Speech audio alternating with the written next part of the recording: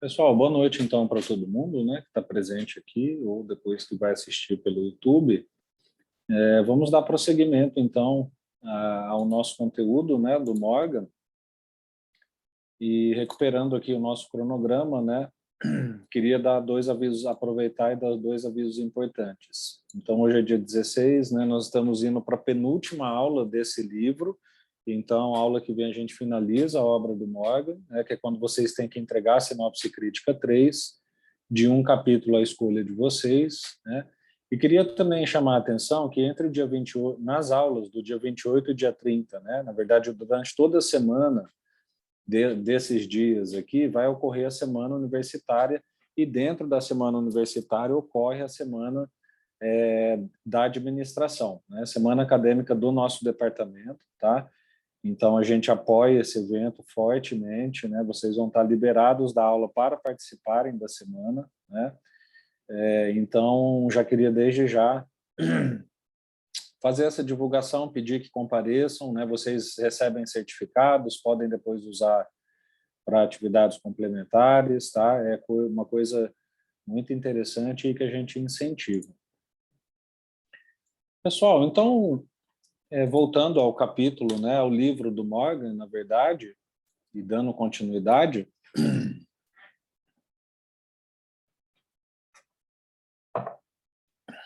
hoje vamos falar de mais uma imagem, né?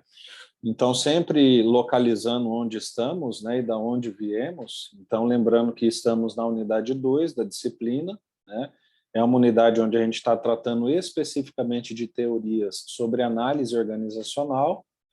Análise organizacional é o processo de diagnóstico e identificação de situações e problemas na organização, né, genericamente dizendo.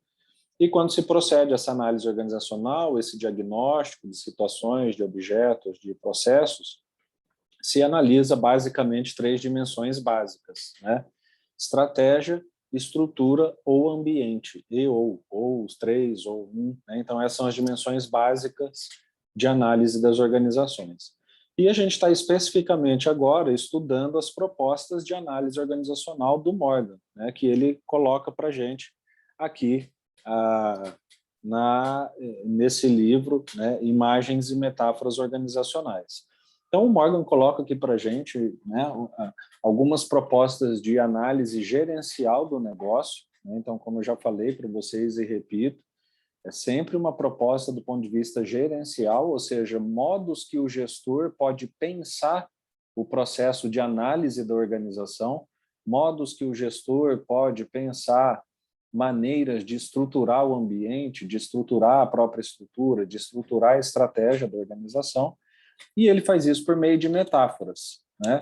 Ou seja, ele compara a organização com outros objetos e situações como modo de simplificar, né? Como seria a ideia de organização estruturada a partir daquela imagem, né? Ou daquele objeto com o qual ele está comparando a organização. Ele propõe 8 imagens, né? Então a gente já passou por máquina, organismo, cérebro, cultura, unidades políticas, prisões psíquicas na aula passada. Hoje nós vamos abordar o que ele chama de fluxo e transformações, e na última aula sobre esse assunto a gente vai ver instrumentos de dominação. Tá bom? Então é até aqui que chegamos, né? E chegamos então nessa proposta, né, de modelo de negócio, de visão gerencial de negócio do Morgan, que ele chama de fluxo e transformação. Pessoal, esse talvez seja o capítulo que o Morgan traz mais conteúdo, né, de modo a deixar o capítulo, a proposta, um pouco mais complexa se comparada com as demais. Tá? Então, eu, por exemplo, né, como eu falei, aqui eu faço melhor para vocês a análise do que não está escrito, né, porque o que está escrito vocês sabem ler, vão lá e leem. Né? Então, por que eu acho que esse capítulo vocês têm que tomar um certo cuidado para conseguir compreender ele de modo correto?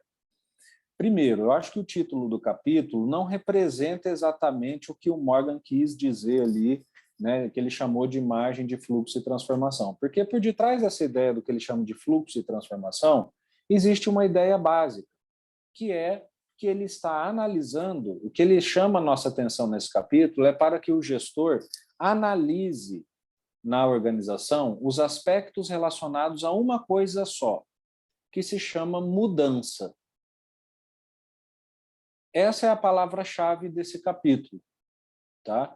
O Morgan usou fluxo e transformação porque ele quis dar uma ideia filosófica para a imagem, né? Tanto que ele narra lá o começo do capítulo, né? Ele narra lá uma das passagens de um livro do Heráclito, né? Que é um filósofo, que ele diz que não se pode nunca pisar no mesmo rio, né? Porque a água está correndo e do mesmo jeito que você pisa ali, aquela água que você pisou imediatamente já foi embora. Portanto, se você pisar de novo, o rio nunca vai ser o mesmo, né? Que é uma noção que o Heráclito coloca dentro da filosofia, né, para explicar as mudanças da vida, as mudanças da sociedade e assim por diante. Então, ele quis um pouco copiar essa ideia de fluxo de um rio, né, e colocar a ideia de transformação como ideia de mudança para dar o título do capítulo. Tá? Mas, assim, entendam fluxo e transformação como uma única palavra, mudança.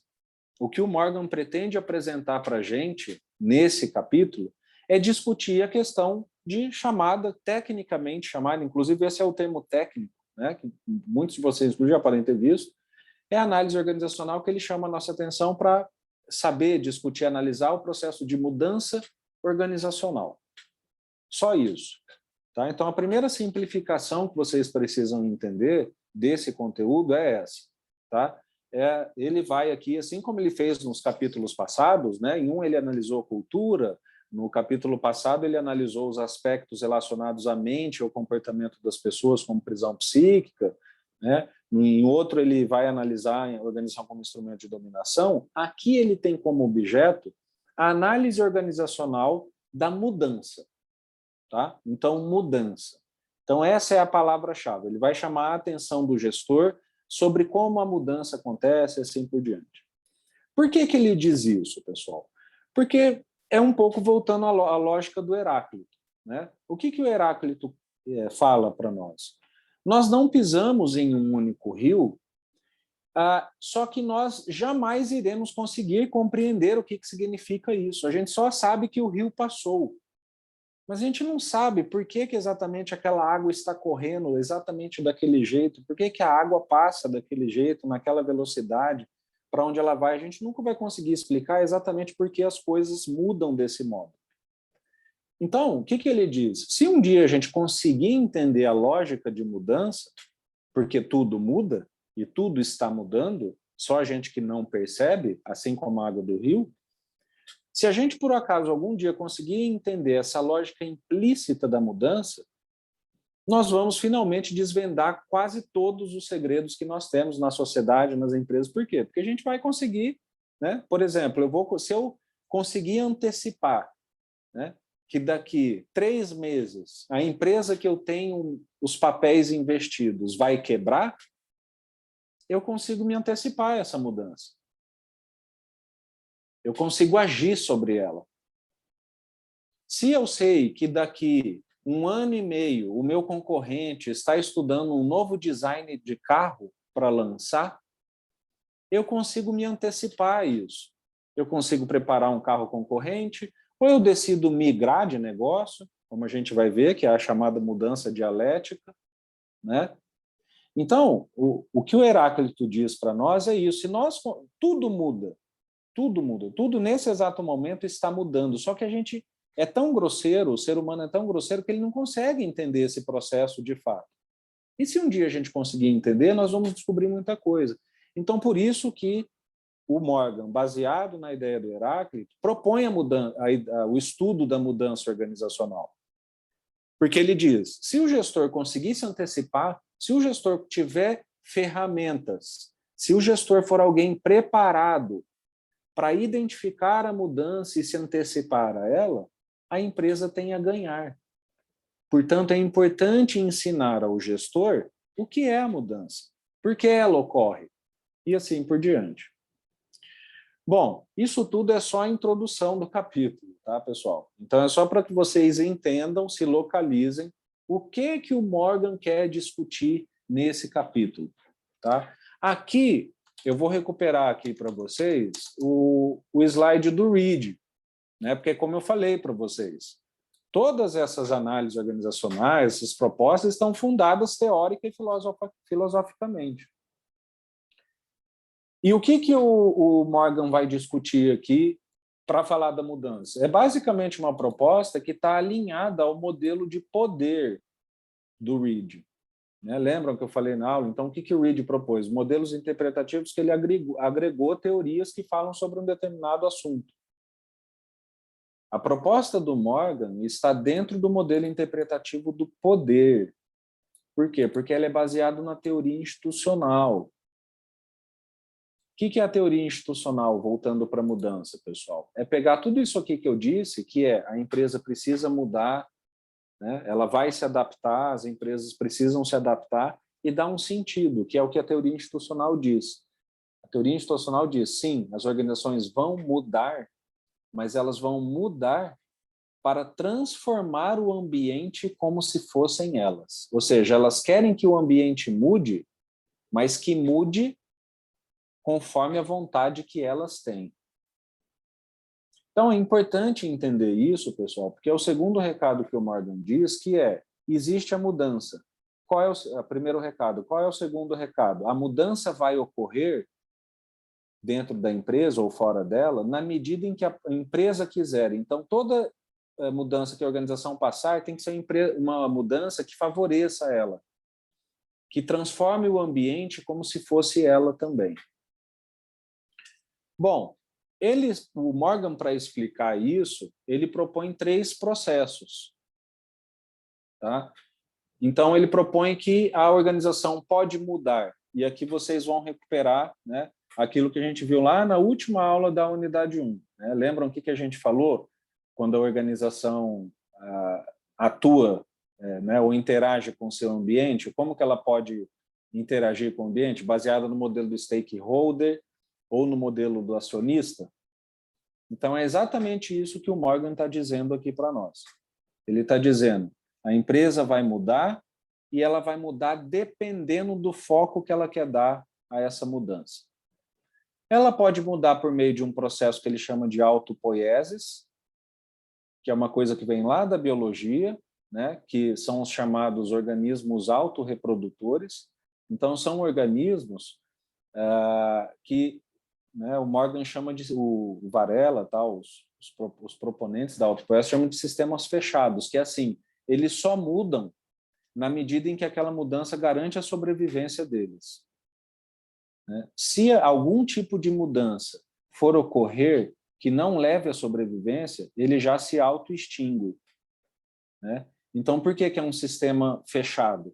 Porque, sim, ele interage com o ambiente, mas ele só aceita aquela mudança que favorece a sobrevivência dele. Né? Então, o que a gente vê aqui? Né? Então, a gente vê, por exemplo, como exemplo de autopoiesis no campo organizacional, né? Todos aqueles processos de fusão. Né? Peguem os processos de fusão organizacional. Então, peguem lá, por exemplo, né, o caso aí do Facebook com o WhatsApp, essas redes sociais que se fundiram. Né? Eu já expliquei isso para vocês, sobre o exercício do poder. Né? Quando o Facebook percebeu que o WhatsApp estava ameaçando o negócio dele, o que ele fez? Ele resolveu mudar para competir melhor? Não, ele foi lá e a gente chama de fagocitou, né? Ou seja, ele foi lá e envolveu e engoliu o WhatsApp. Comprou. O que é isso? É autopoiese, a empresa se autoprocriando no ambiente. Então, ok, a gente sabe que existe uma mudança no ambiente, que é esse novo concorrente, né? E nós vamos precisar mudar. Seja mudar o nosso negócio para concorrer com ele, seja mudar adicionando essa empresa no nosso portfólio. Mas nós vamos mudar. E aí, qual é a nossa escolha? É uma escolha chamada de autopoética. Nós vamos mudar nos procriando.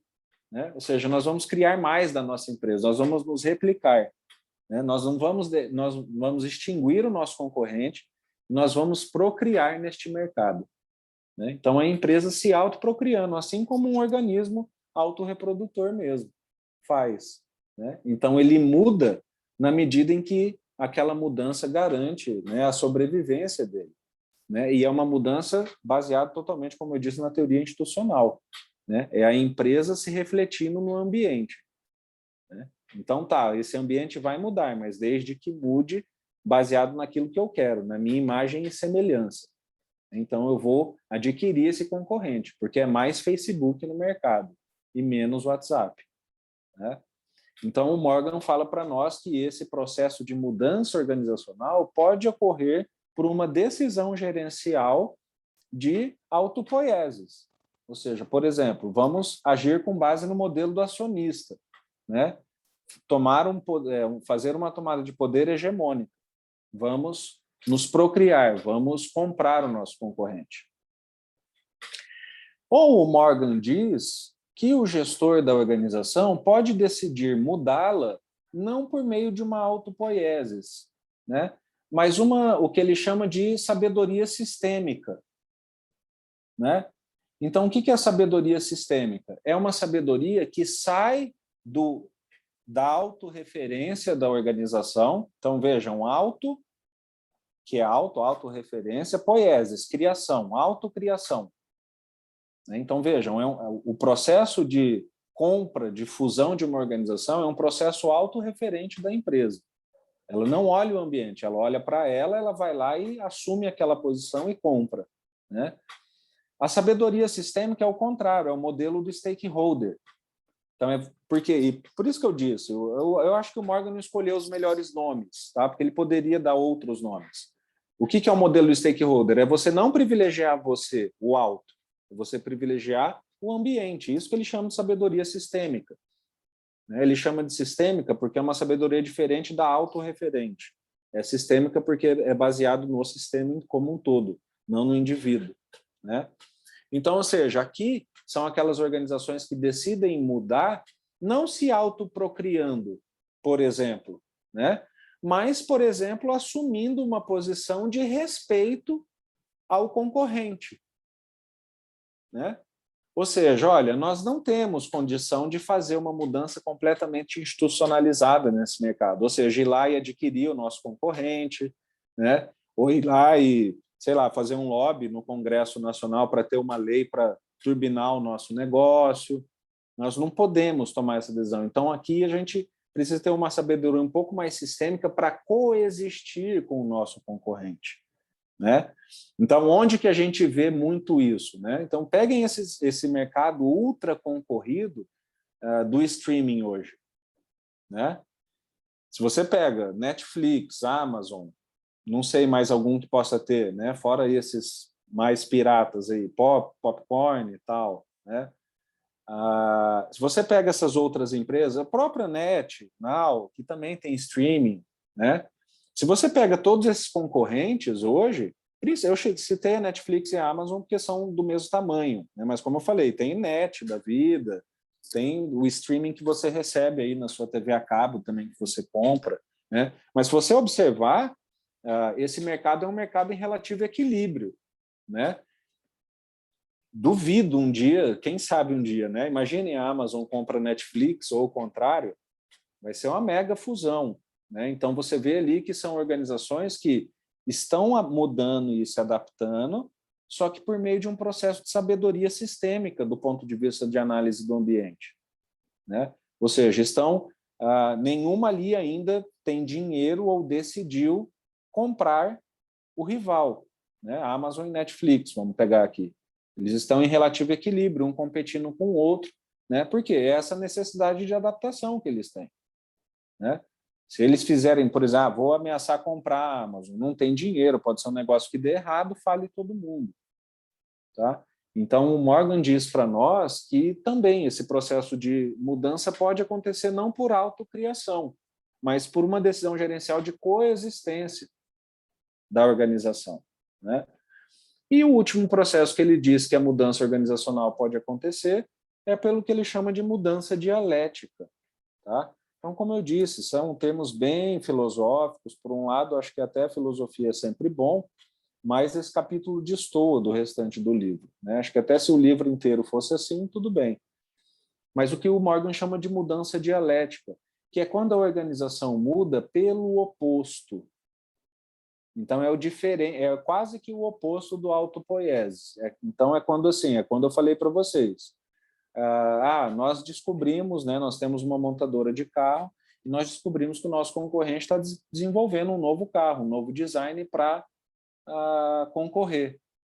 Ao invés da gente se antecipar e decidir topar essa concorrência, nós fazemos o contrário. Nós vamos fazer uma mudança pelos opostos, ou seja, puxa vida, infelizmente agora a gente tem uma restrição de caixa muito grande, pandemia, se eles já estão trabalhando nisso, é melhor a gente se antecipar com um processo de mudança, de abandono desse mercado e de abertura de um outro mercado de carro, né? Então, se nós já sabemos que daqui a 1 ano e meio o nosso concorrente vai colocar um carro, né, no mercado que é quase imbatível, que a gente não tem condições de concorrer, vamos desde agora tomar uma mudança no rumo contrário.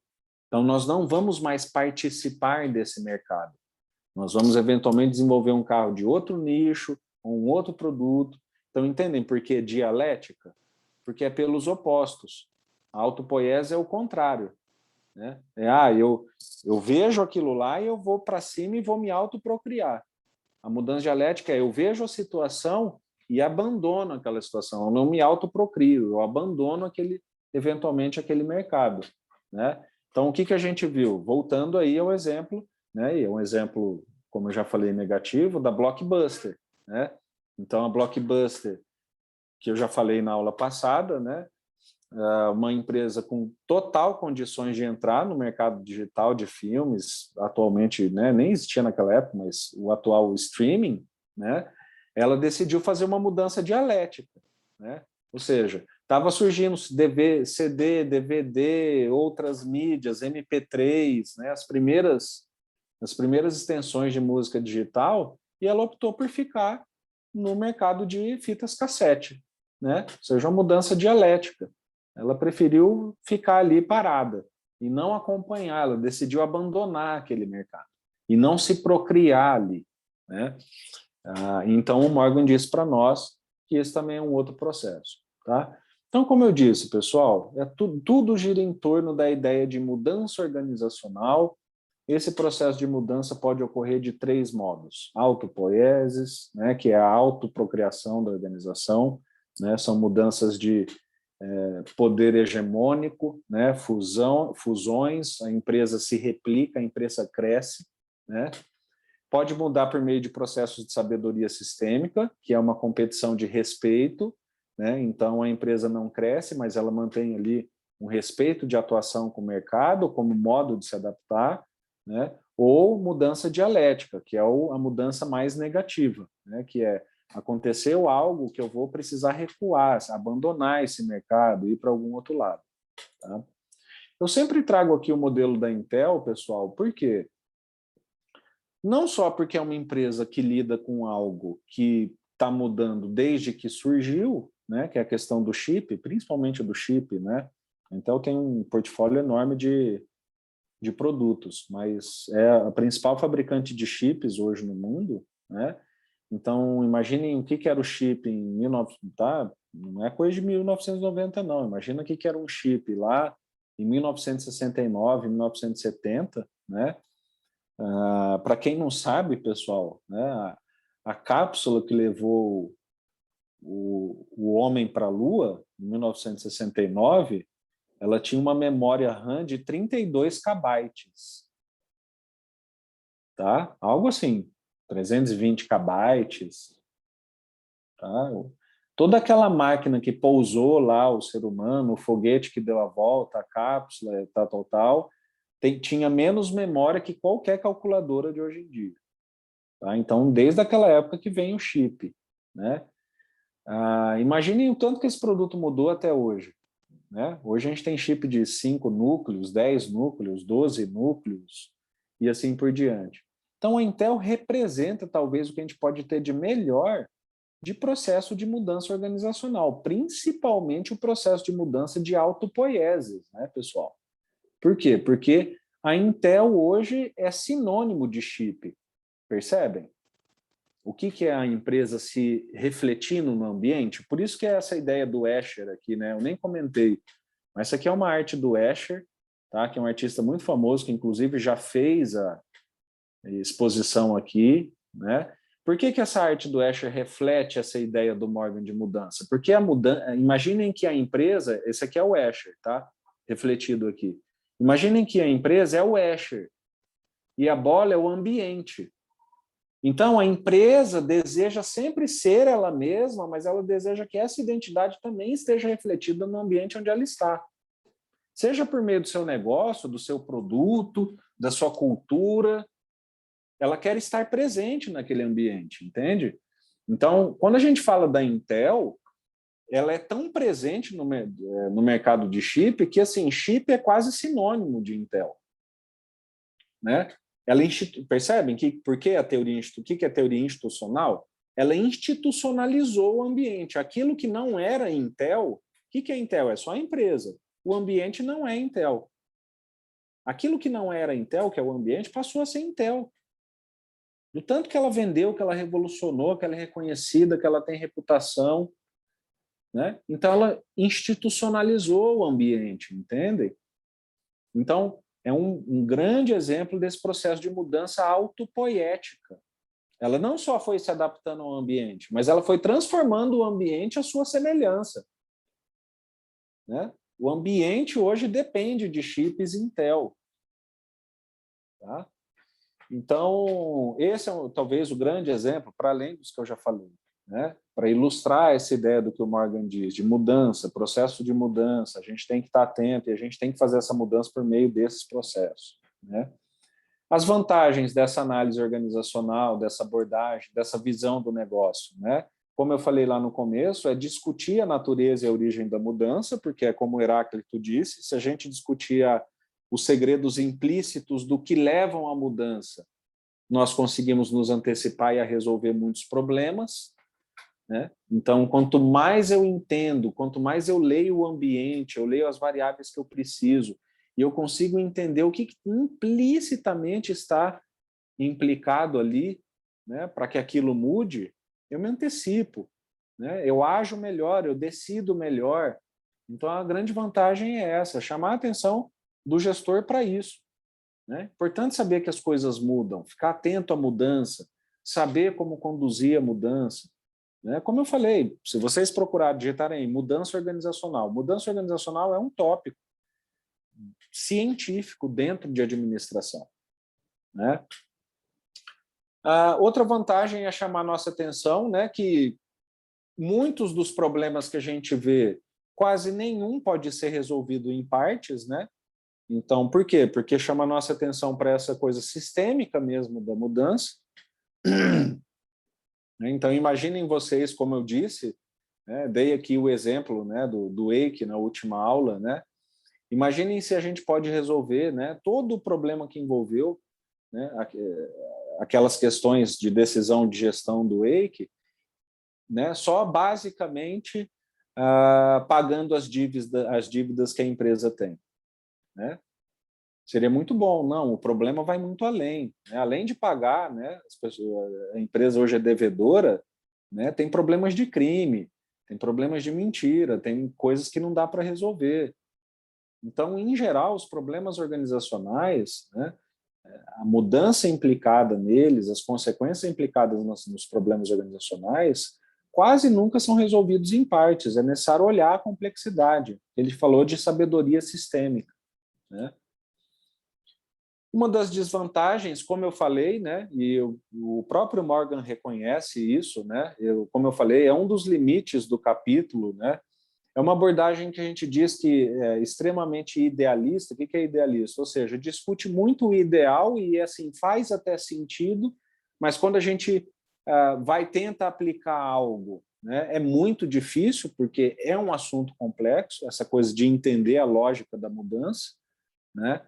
Então, é algo que demanda muita atenção, muita sensibilidade, muito estudo, experiência, né? Porque senão realmente fica um discurso idealista, né?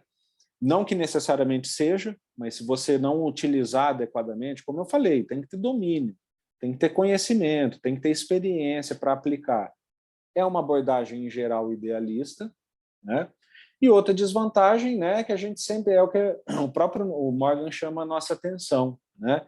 Em geral, a gente só compreende as mudanças de modo tardio, né? Essa compreensão essencial da mudança, né? Quem nunca se pegou e falou, puxa vida, nossa, depois de tanto tempo, hoje que eu fui entender o que aconteceu, né? Por quê? Porque essa essência da mudança, em geral, é o contrário que o Heráclito diz, né? Que o Heráclito gostaria que fosse. Ele gostaria que a gente se antecipasse. Por quê? Porque, em geral, é assim, é o contrário. A gente só compreende as mudanças na essência, principalmente as mudanças mais estruturantes, de modo tardio, depois que passou, né? Então, é uma outra desvantagem de se discutir essa questão de análise organizacional. Como ela é muito idealista, em geral, nós não vamos conseguir ter uma compreensão antecipada. Mas podemos tentar. Sabemos que é importante, né? Podemos estudar para isso, nos qualificar para isso, mas sabemos que é difícil. Tá? Pessoal, e é isso.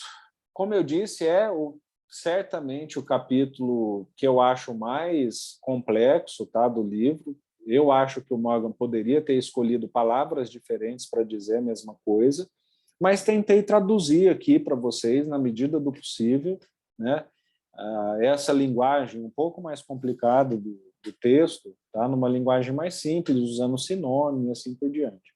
O principal do capítulo é isso, entender que ele trata de mudança e entender os 3 processos pelos quais as mudanças podem acontecer. Né? Autopoiese, sabedoria sistêmica e mudança dialética. Esse é o fio condutor, tá, do capítulo.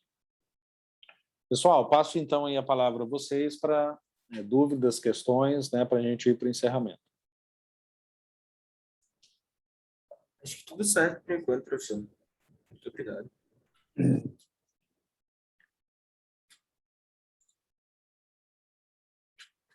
Tudo bem, então? Tá legal, pessoal. Então, hoje é quinta, né? A gente se encontra, então, na próxima terça-feira, que é a data da entrega da Sinopse Crítica 3. Tá bom? Um capítulo sobre metáfora, tá? Uma das 8 metáforas, a escolha de vocês. Tá? Uma boa noite a todos aí, tá? Um bom fim de semana, se cuidem e até terça-feira. Boa fim de semana. Valeu, professor. Boa noite.